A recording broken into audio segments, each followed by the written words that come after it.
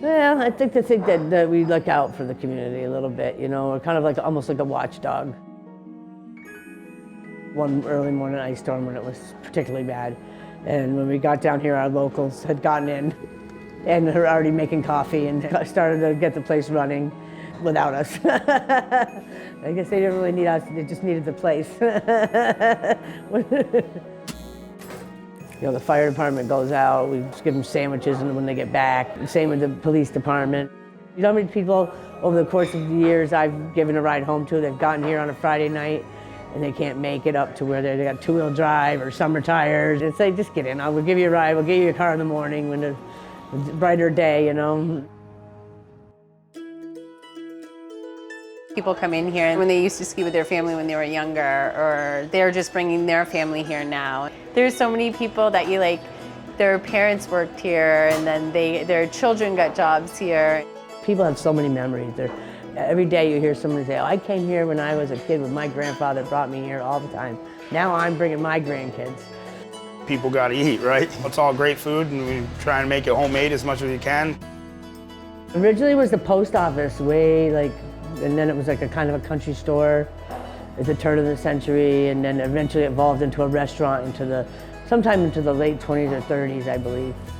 It's great for locals, it's great for people coming into town, going out of town. It's a really important place to stop if you're in the valley. I think, you know, it's definitely a must-see. My husband, who recently passed, he had owned it with his mom since 1980. Originally, I went to work for him in 1987, and then I joined forces with them, and we married in 1988. Definitely, he built this place, and there's a piece of that here every day. Everyone's family when they come in, and he established a place, you know, for him and for Patty, and he made it a gathering place for the community, and he was always very welcoming, and she continues to do that. A lot of people consider this like the community lunch spot, you know, for a gathering place almost, for people to get out because it's so rural around here. On a Saturday, the line's out the door across the street. Make connections, you know, you make friends, you know, it'll all happen here, you know. It reminds you what Grandma used to make, you know. It's good and hearty and healthy and fresh.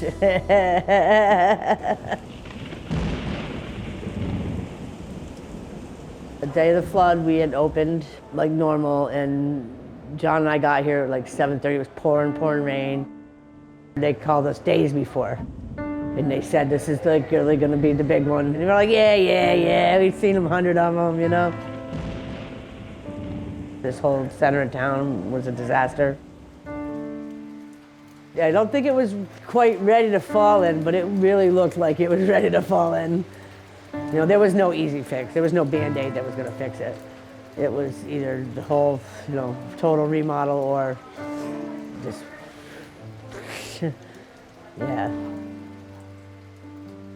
But a lot of good people came through and from a lot of different organizations and said, you know what, if you'll build it, we'll help you.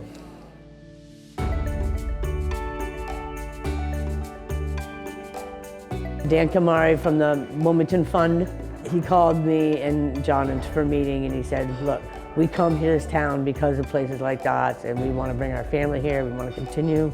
We don't want this to be the end of it. And he said, if you would be willing, we'd be willing to help you. Groups like his and the Friends of the Valley and the Preservation Trust of Vermont and some local and some other just independent donations contributed a third of the price to rebuild this place with no strings attached. They stuck with us through the whole thing, and at the end of the day, they did what they said they were going to do. You're more than just people that live in a town together, you know, you're a lot tighter than that, a lot closer, and you help each other out a lot more. And you look out for one another, you know. People still talk about it now, and they remember it, you know, being different or looking like how it used to look. It's like nostalgic.